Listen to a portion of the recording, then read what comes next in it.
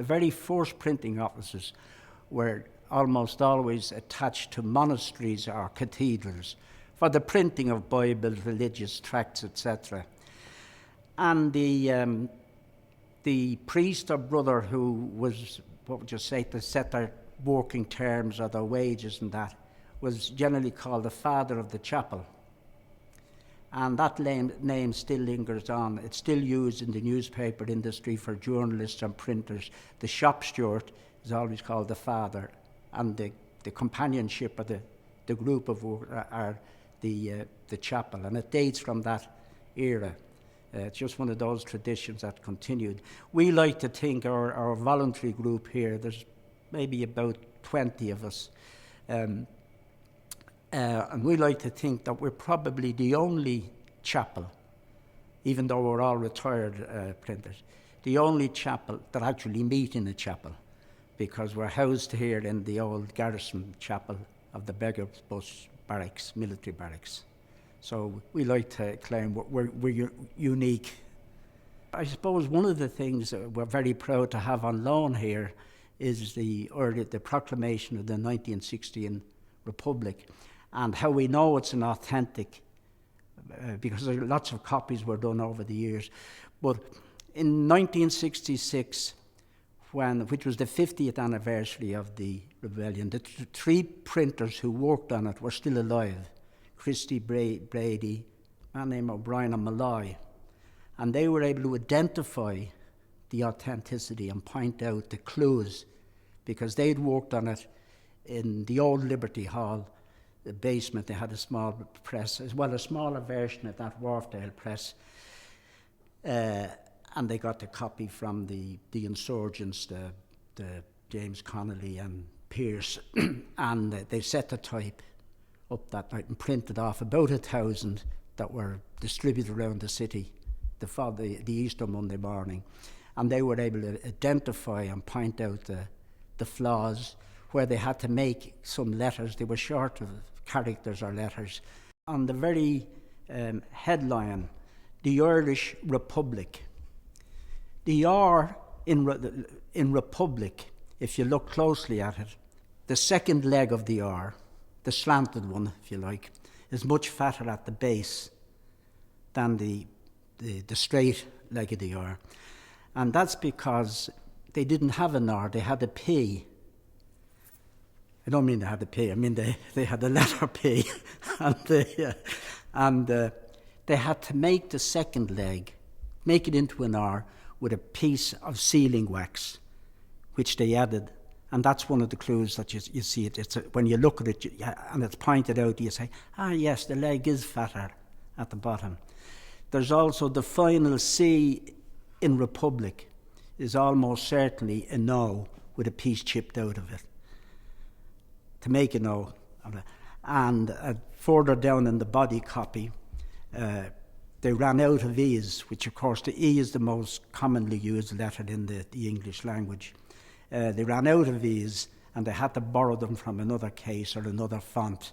And you can actually see words like sovereign, republic are much smaller than the E's in further along the same line of type. It was a great industry for nicknames. Well, most Dubliners in every trade had nicknames.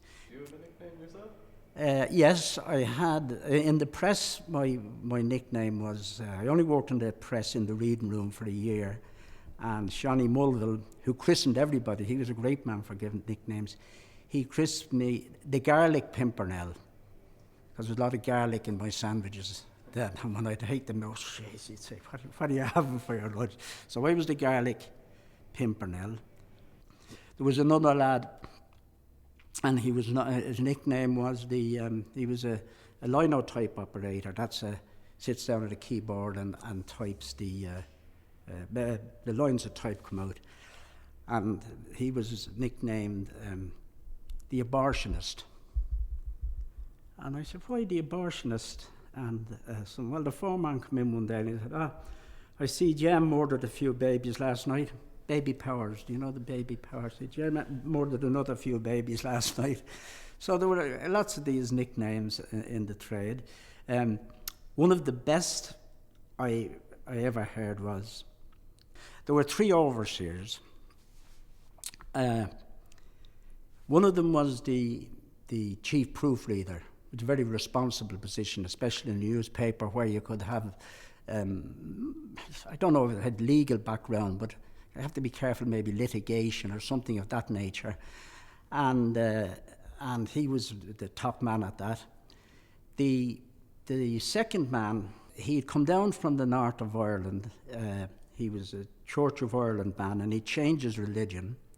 An Orange man, and he changed his religion when he married a Catholic girl. When he married her, he took her religion.